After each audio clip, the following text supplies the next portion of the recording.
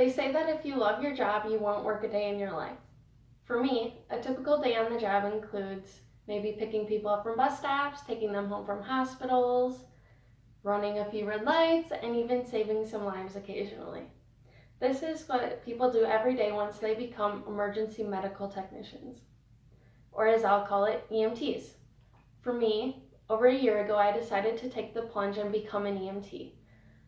By doing this, I went through the process of becoming an EMT, and I currently am an EMT. As many of us are nearing an age where we need to decide what career paths to take or what kind of jobs we want in the future, we need to know all of the career options out there. One of these options is becoming an EMT. To become an EMT in Wisconsin, you need to enroll in the EMT course, complete clinicals and ride-alongs, and pass the psychomotor and cognitive exams. The first step is to enroll and pass in the EMT course. The course involves over 120 hours of class time and out of class time. And also there is a long checklist of items that you need to complete and pass with 100%. There are two kinds of courses that you can choose from. The first is the summer course. This course, according to Blackhawk Technical College, where I took my class, is about 8 weeks long. This course is really accelerated, and it can be very difficult for people who have busy schedules, but it's nice for people who only have summers available.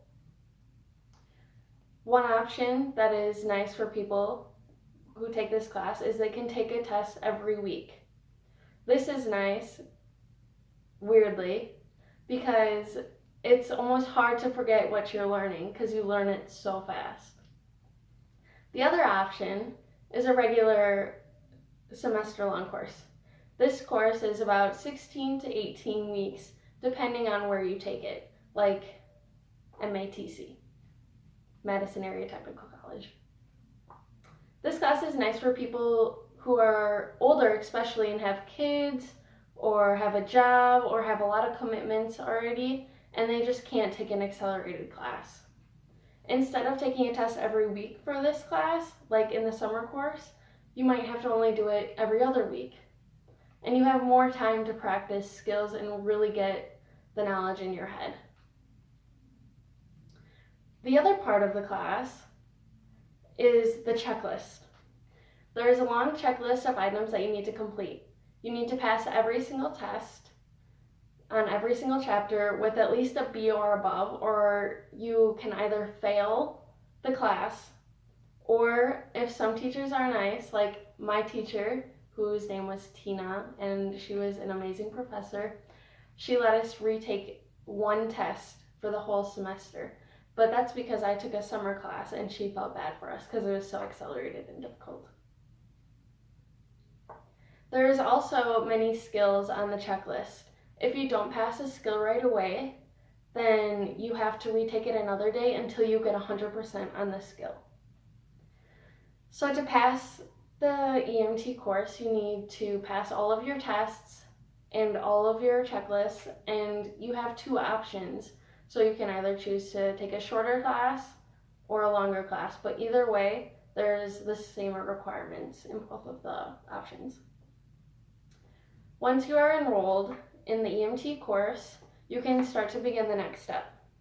The second step to becoming an EMT is to complete clinicals or ride-alongs. Ride-alongs and clinicals are different and they offer different benefits. So the first is ride-alongs.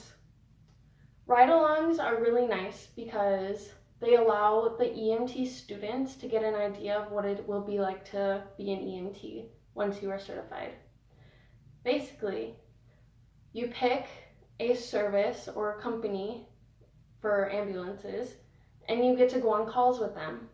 This really helps to get some real life practice and to be able to understand what you're going into.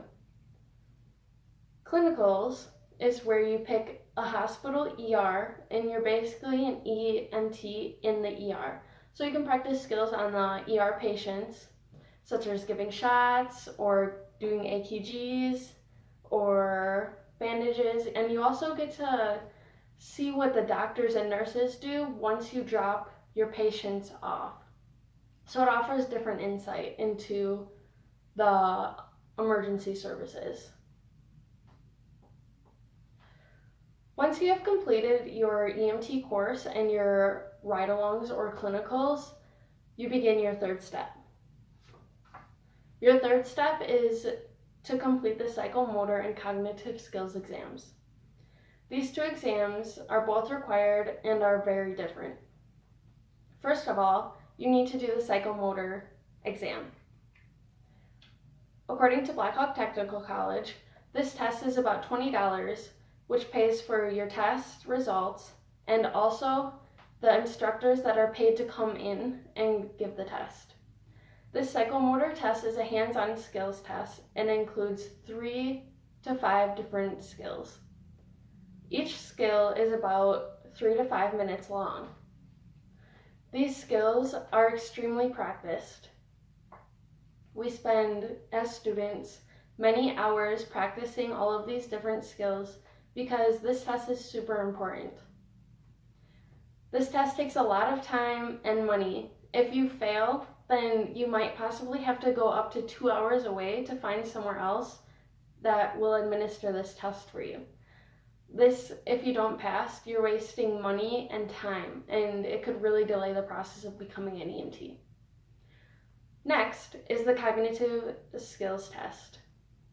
According to the NREMT, this test is a computerized test, is up to 2 hours long, and is 70 to 120 questions long, depending on how well you do. This test is super important. Personally, I studied for 30 hours for this test. It costs $80 and is also really important that you pass. The director of my EMS service, Jamie Stevenson, stated that about half of the people that take this test fail.